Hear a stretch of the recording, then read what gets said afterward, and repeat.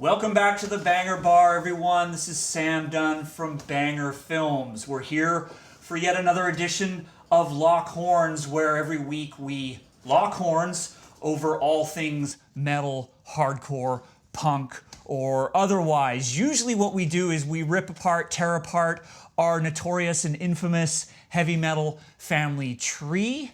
But this week, doing something a little bit different. Very excited to have in the studio with me Joey Keithley, i.e. Joey Shithead from the legendary punk band D.O.A. What can you say about these guys? Been around for 300 years, 30 years or so. A force to be reckoned with and a very strong voice in our political world. But before I introduce Joey, want to show you a little taste of what D.O.A. has been up to recently.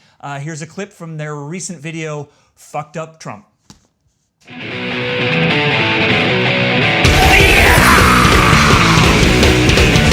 fucked up, Donald. You're not gonna last. You're staying whole on.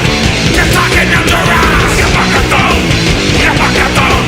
You're fucked up, Donald. You're fucked up, Donald. He wants you 'cause they don't have a clue. You'll build a wall with punishment too. Build the Korean bomb Iran. And when he cuts a deal, we'll all get stabbed. You're fucked up, Donald. You're fucked up, Donald. You're fucked up, Donald. You're fucked up, Donald.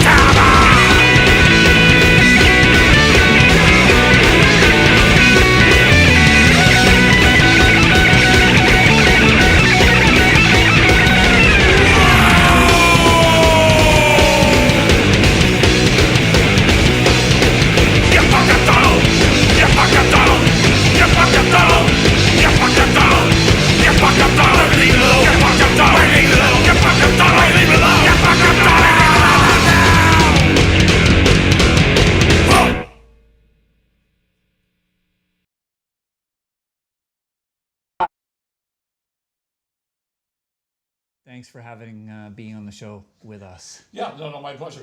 We were reminiscing earlier. I'm a boy from Victoria. You guys were from Vancouver, reminiscing about some old days of riots outside of Day-Glo shows, etc. Yeah, it was a DOA show. The Day-Glos opened up. They were actually called the Sick Bucks in those days. And the hall was the Leonardo da Vinci Center in Victoria, BC. Yeah. And we thought, well, this is obviously a little too highbrow for DOA, but let's go play. And a bunch of neighborhood greaseballs came down and tried to mess with the show. So the fans, including, I think, Murray Cretin from Day-Glos, took apart a picket fence that was adjacent to the hall and beat these guys and chased them down the street. And we were like, well, Victoria's a bit more wild than we thought, right? We were thinking it was a sedate little place outside of Vancouver, Very right? cool. And tonight you guys are playing Lee's Palace. Yeah, with Flag, our old buddies, right? So fantastic. Well, it's good to have you here. A little bit of housekeeping as usual. As always on Lock Horns, we want to hear from you, the viewers. And joining us this week, we've got people from Finland, Brazil, Mexico, Quebec City, Toronto, of course, hometown crowd, and we've got lots of Americans joining us from Illinois, Tennessee, Texas, Iowa, North Carolina, and special guest behind the camera is my 4-year-old son, Rory Dunn, on his first episode of Lock Horns. Off camera, as you know, is the inimitable Lisa Latisseur, and when you hear this sound, ding, ding, that means it's time to move on. She keeps us in line here at Banger Films. Okay, so Joey, the Donald Trump video. Yeah. Why do you want to make a song? well, I just thought, okay, this guy's a dangerous demagogue, and we had done a song back in like 1980 called "Fucked Up Ronnie" about Ronald Reagan, and we thought was a time for an update. So we did a video, "Fucked Up Donald," threw it together pretty quickly. Our drummer's brother Mike got together. We recorded one afternoon in Vancouver, maybe 2 months ago, and the single will be out next month in time for the Republican convention. Right. Where do you get the fuel, the motivation to keep railing against anything from conservative politics to corruption, et cetera, et cetera? Where does this come from for you? Pretty well a lifelong passion. I mean, I got involved in with protesting nuclear American nuclear tests off Alaska. Yeah. I got involved in that when I was 16, through Greenpeace. Yeah, back in the Greenpeace Yeah, days, I way remember, back yeah. when. You're talking like this is like, how long I've been around. This is 1972. Like, Greenpeace was just a fledgling outfit at that point. Yeah. And then I just got a pretty good education on poverty. My brother was a teacher in Jamaica, and I went down there and I got a look at that, and also, picked up some stuff about ska and reggae and stuff like that. But lifelong love of that. But you just keep going. If you see something wrong, then you're supposed to, it's like Spike Lee says, do the right thing. For sure. And for you, I mean, obviously, punk music, aggressive music has always been the vehicle for it. I mean, was that just a marriage between the fact that was the music you loved growing up combined with what you were passionate about politically? I think, just because, I got out of high school in '74, so the popular bands at the time were like Alice Cooper, Deep Purple, Led Zeppelin, is going back that far, right? And then, one day I heard punk rock, and I took all my old Led Zeppelin records and rolled them down the hill, right, and got rid of them, right? So, I mean, I might have bought a few of them back later on, right, realizing, there's some pretty good guitar playing, right? Yeah. But it just when I went to university, SFU out in Vancouver, to become a civil rights lawyer. Right. And then that didn't last long because I heard about punk rock and I fell into a punk rock band, and here I am 37 years later, right? Yeah. So, At the risk of asking a painfully obvious question, what concerns you about this man on your T-shirt? Oh yeah, here's a new D.O.A. T-shirt, fucked up Donald. The views he's expressed on, he's xenophobic, anti-woman, and even though he says he would be for the American worker, I don't believe that at all. He's been called up on saying he'll bring jobs back to America, when in reality his corporations employ, and many people outside of America produce products for his various lines and hotels and stuff like that. So I think it's a complete BS that he would do that. It's a talking point, and the guy's really, really smart. Don't underestimate him. He's down the polls right now, but he has a real chance to win. So everybody, and you know what? I'm certainly not saying Hillary's any sort of peach, right? I mean, I'm a Bernie Sanders guy, right? So, but he's not going to be the nominee. Yeah. So, like most politics, you hold your nose and get out and vote for the best of the worst. Right. Well, you've got some allies out here. Horror Master says Donald Trump, fuck you. If Trump wins, America will riot. And DOA will be a bigger riot than Dayglows at the Da Vinci, probably. And Punky Horror Show says, love Joey's shirt. Well, they're on sale, as I understand. We have them on tour with us, and we're going to have them online soon. But, anyways, you'll be able to find them. Yeah. Right? So, yeah. I've always admired you. You've always had the slogan, talk minus action equals zero. Yeah. And I admire that because talk is easy, action is not. I mean, how do you apply that today? I think that what people have to realize, and this is one of the reasons why I've several times tried to get into politics, is that people think that change comes from the top, but change actually is a neighborhood thing. You have a good idea, get people in your neighborhood talking about. If it's a good enough idea, it'll spread to your city. If it's good enough, it will go to your province or state.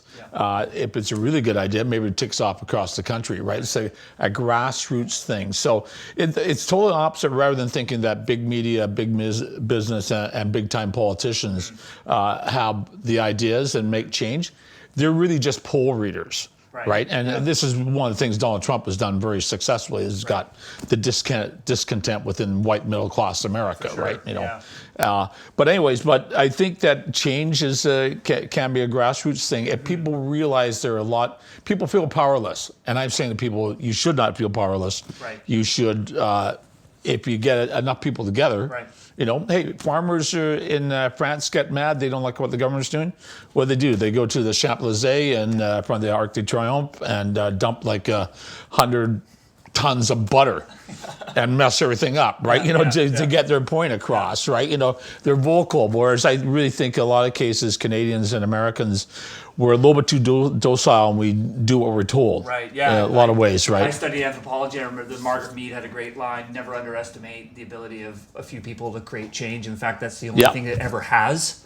This idea that it only ever come from a few inspired individuals. Yes, no, I've been reading about some stuff like the democracy advocates in Hong Kong, and this one guy was selling banned books, and they took him away to like basically a concentration camp for 5 months, returned to Hong Kong. Yep. And he just started causing crap again with the government. And he said, well, if I don't say anything, then nothing will change, right?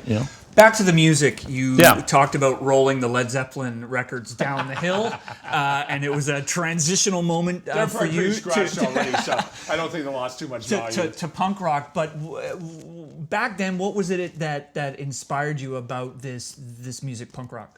Yeah, it was a funny thing. We really just heard the Ramones' first album. My old buddy Dimwit, rest his soul, he's not with us anymore. He bought the first Ramones album like in late '76 or something like that, and we listened to it and we thought it was really weird. Because it wasn't like all the guitar playing like Jimmy Page and Richie Blackmore and all that kind of stuff. Songs are under 3 minutes. Yeah, exactly. It's like the whole album's over in 28 minutes, right? And then it's like, then they came to Vancouver, played the Commodore Ballroom, holds about 1,000 people. They sold like, I think, 2 tickets.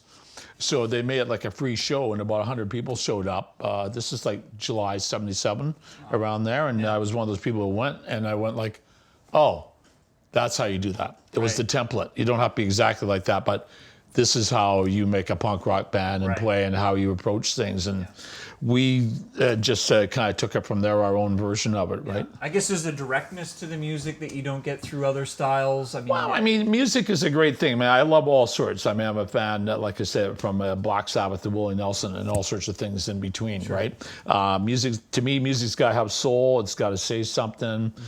Or it's got to be funny. It doesn't have to all be political. Right. If all music was political, it'd be really boring. Right. But it's got to have some element that speaks to you. Like, what's the number one thing that people get out of music? It's the groove, right? Yeah. And whether it's from metal to calypso, which are obviously polar opposites. Sure.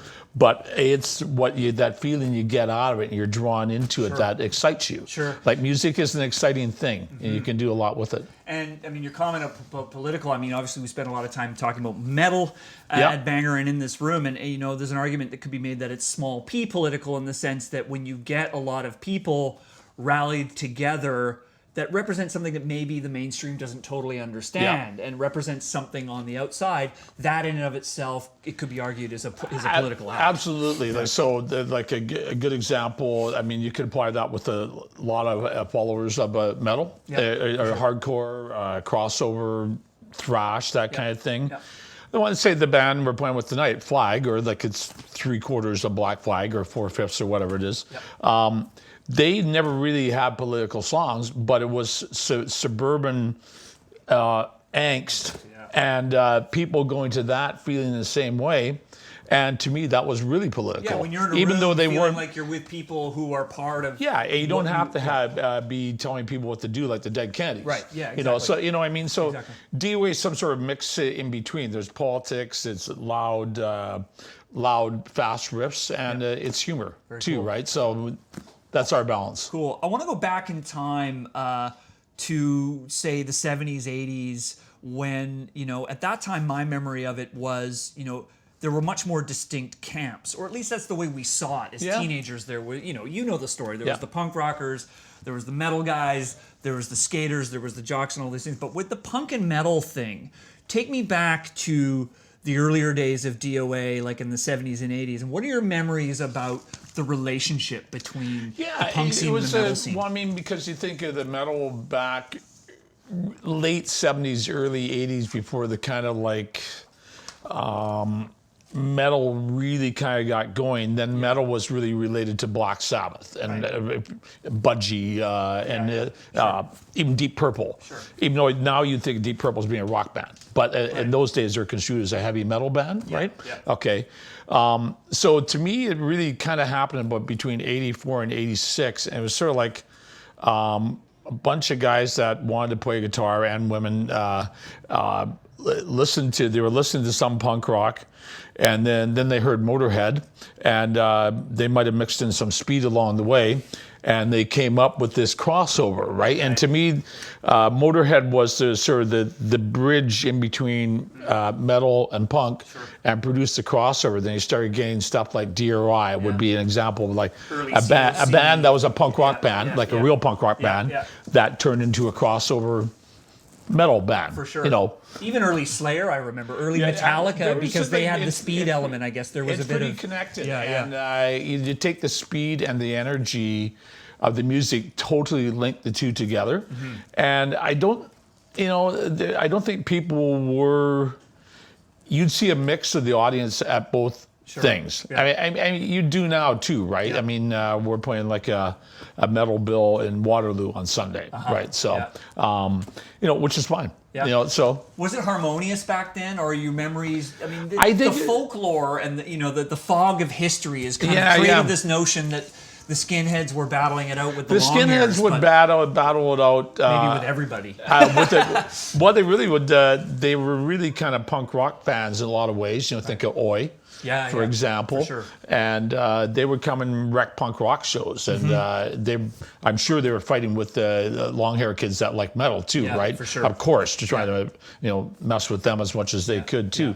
Yeah, we had a lot of trouble, like from Texas to Milwaukee to SF with skinheads that would come and start shit, right? So fair enough. Let's go to the board. Actually, this is leading to a topic I wanted to get into with you. Porsche John says, "Hey Joey, what do you think about the current hardcore scene?" Now, the history books say that you came up with this term, hardcore. Maybe we should tell that story first. Yeah, we basically we had done one album in 1980 called Something Better Change.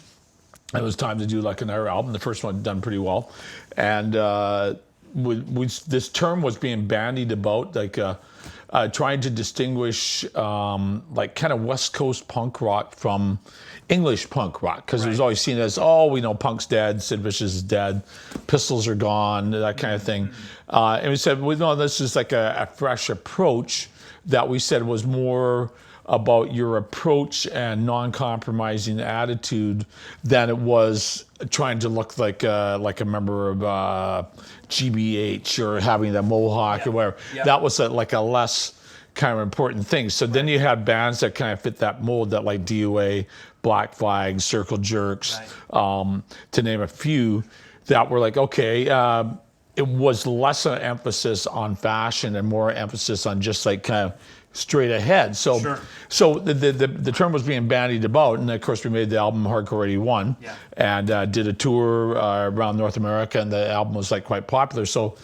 So in that sense, D.O.A. is seen as the progenitors of that term, right? So, well, I wanted to ask you that actually in terms of your own music. Yeah. Do you see yourself as being a punk rock band? Do you see yourselves as being a hardcore band? We're D.O.A. is a punk rock band, right? So because the definition of hardcore is, I mean, we played hardcore festival in the Czech Republic 2 years ago, and we came on, and I'm sure some of the songs probably sound like the Beatles to the kids, right? And we're just like, what the? Because DOA's approach is not like what you think of a hardcore band, right? Sure. But we eventually won them over because the style was different, but it wasn't like so unrelated that they couldn't get a pinch of it and then get a feel for it, right? So in that sense, I say DOA doesn't fit the description of what you call a hardcore band now, what the hardcore scene is. Right. I totally understand that. So you could call DOA a hardcore punk rock band. Got it. I think that, but we did come up with the term or popularize the term, I suppose. Forefather of hardcore. Yeah, in that sense, yeah. Yes, Lisa, the bell has rang. Well, I would like to point out that Joey is agreeing with our guest we had when we did a whole episode on hardcore, Yeah. who took D.O.A. off the hardcore chart, called them a punk rock band, Wade McNeil from Alexis on Fire. So I'm you glad go. that I think you're not you going know to get in what? a fight with him later. Oh no, I think that's a fair analysis, right? When you think about it, that because it doesn't sound like that, and DOA does have some songs that are really fast and thrashy. You know, we got a couple of those like every album, right? Yeah. And we play a lot live. You know, Sure. but that sound. See, I heard that festival and we played another one in Belgium, Ypres Festival, the same year, and you know. They had one tent where they put the punk rock bands, and then a couple other tents where they put all the actual hardcore bands. Right. So yeah. Right. Do you keep up to speed? We got a lot of questions coming in from folks about hardcore. Rock Orange Edits, all the way from the UK, is asking, what are your favorite old school hardcore bands? Oh, okay. Well, that's easy. Black Flag. Yeah. The Jerks. Bad Brains, Yeah. of course, right? You know, being one of the best bands of all time of any kind. Yeah. There's scads of them, like tons of them. I mean, mostly my faves would be like California bands. Yeah. You know, you're talking Agent Orange, Youth Brigade.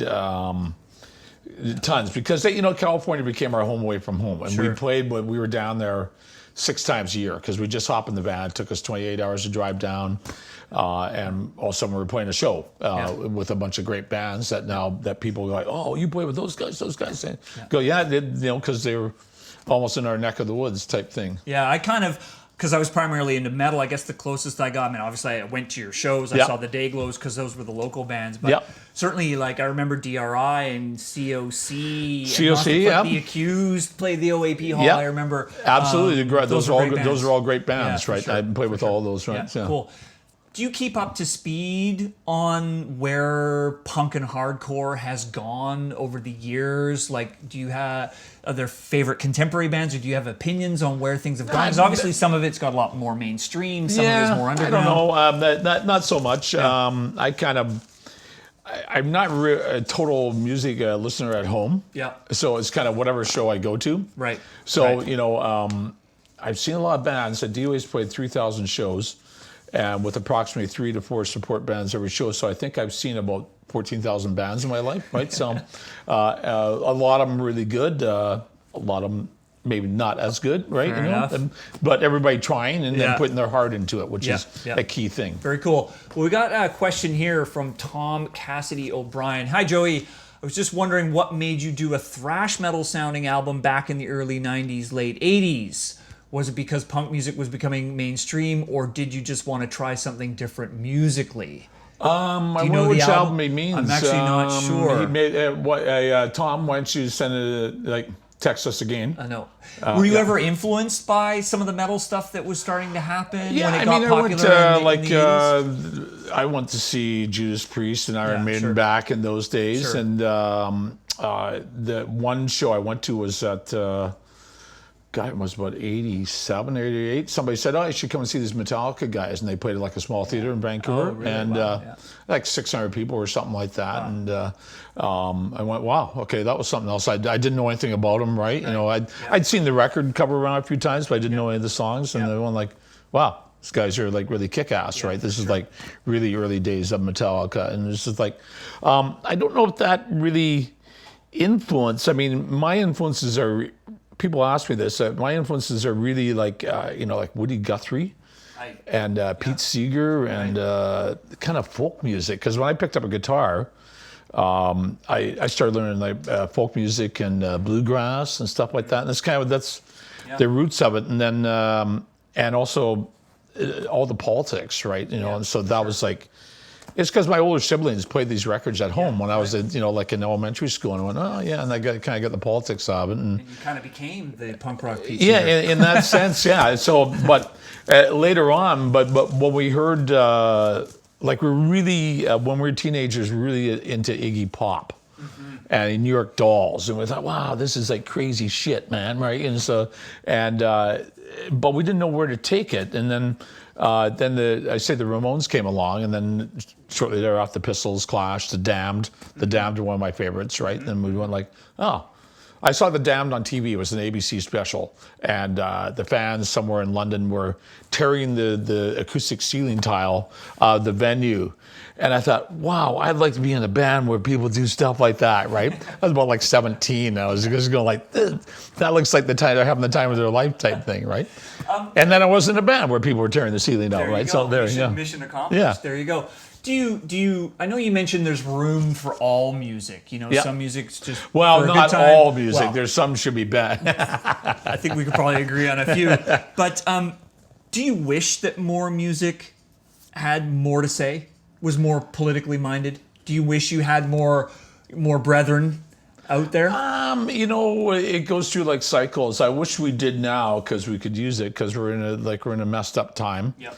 Of course, then again, when are we not in a messed up time in the world and in North America? Particularly acute. Yeah, right we're in a terrible thing with with ISIL and and then further extent what's happening in Europe, happening in America, and Gun violence it's absolutely horrible what happened in Orlando, right? Yeah. So, Yeah. and it happens almost every day in the United States, and somewhat in Canada too, unfortunately, right? So,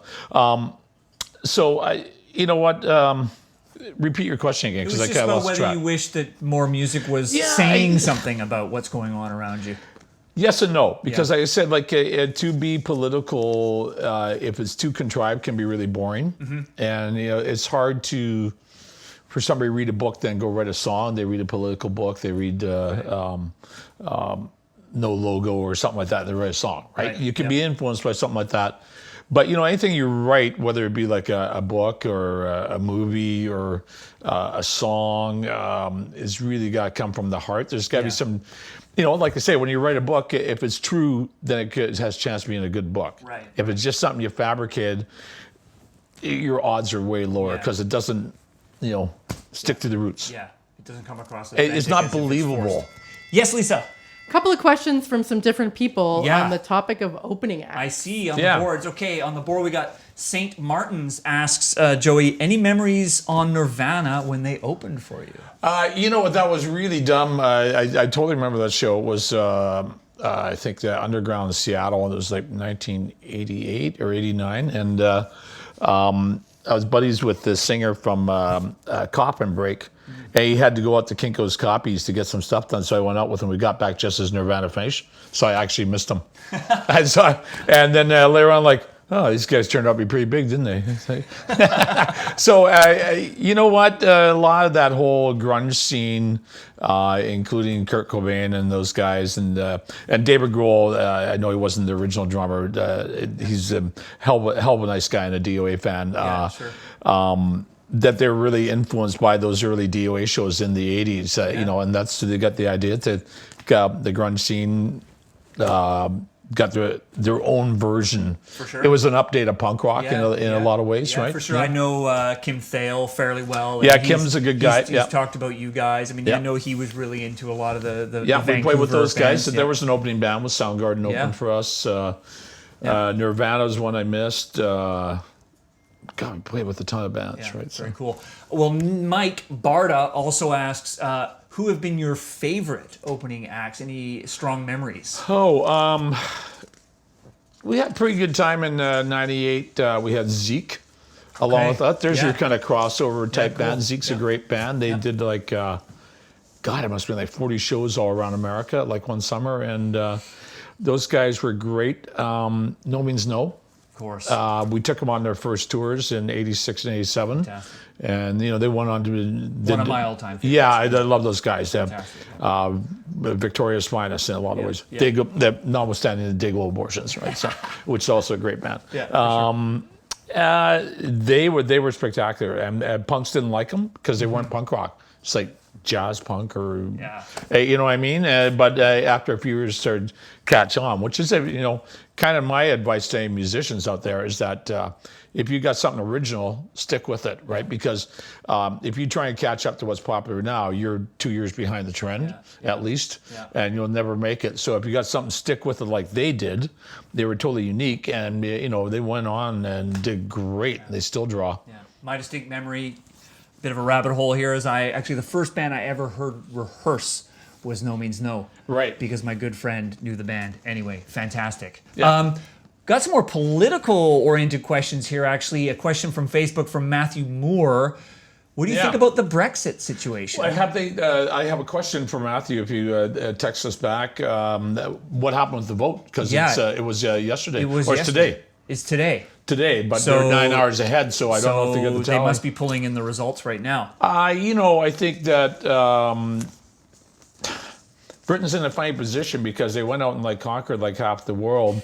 So of course you're going to have a heavy amount of immigration. There's a lot of people with British passports out there, right? So it's kind of like Vancouver. You got to get used to the fact that the world is a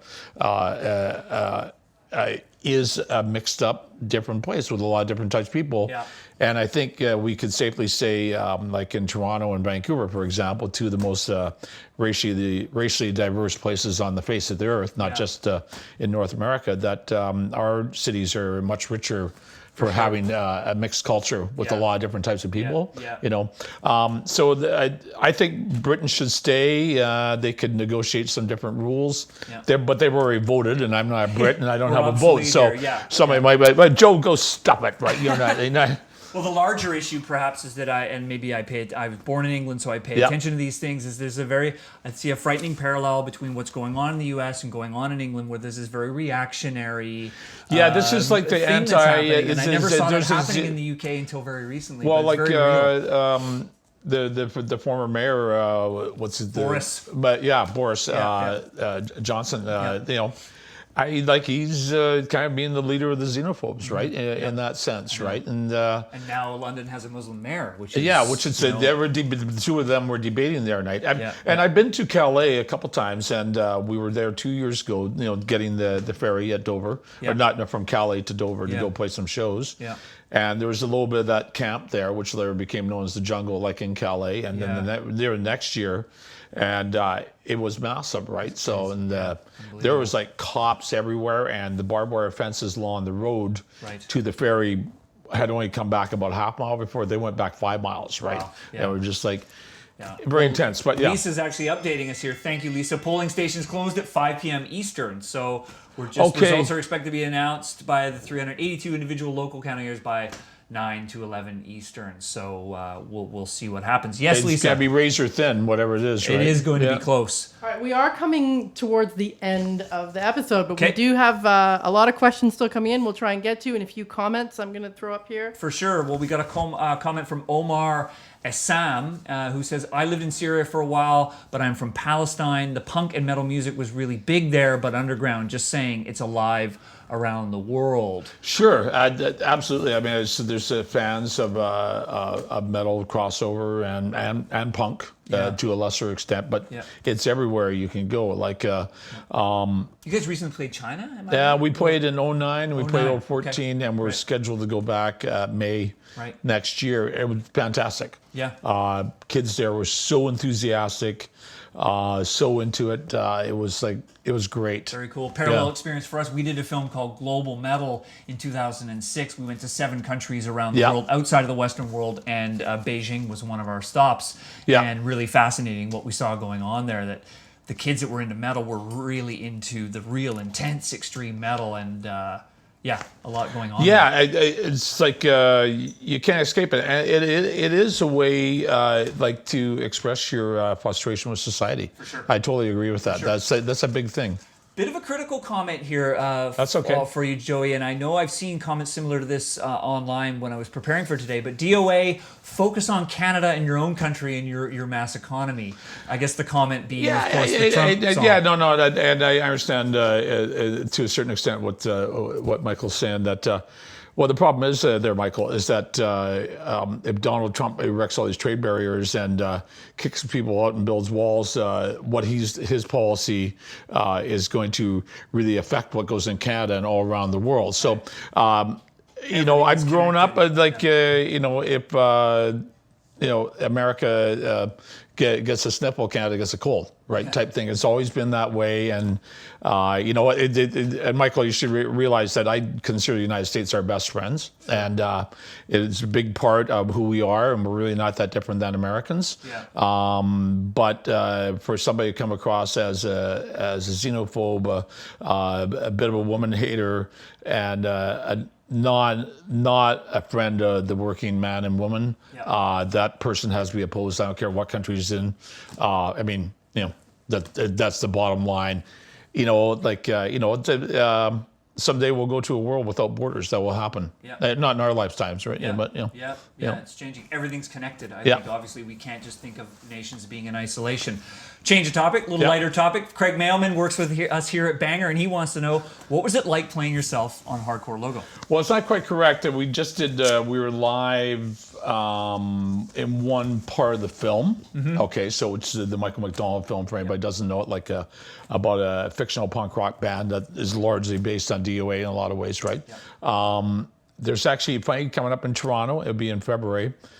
There's a theatrical version called the Hardcore Logo Live. It's going to be at upstairs Lee's Palace for 2 weeks. Cool. And I've written a whole new fresh set of music for the play. Oh, fantastic. So you'll be able to see it here if you're in Toronto. Very cool. So that sounds awesome. Well, just last question before we wrap up. I mean, what's the future hold for DOA and Keithley? Well, I took a stab at politics last February. Yep. Did pretty well. I didn't win, obviously. So I may do that again. Mm-hmm. The band's doing really well. We have whole stacks of shows in Europe this summer, so we're doing that for about 3 weeks, and more American and Canadian shows in the fall. Yep. And so then probably do some recording.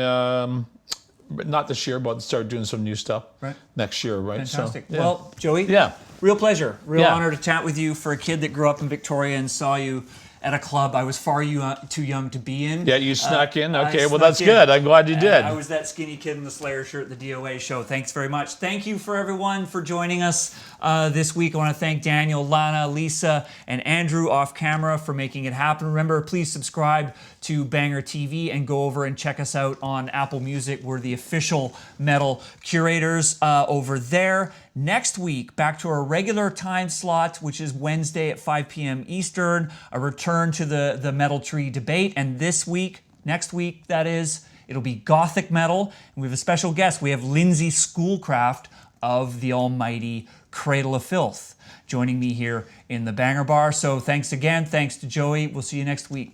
Bye for now.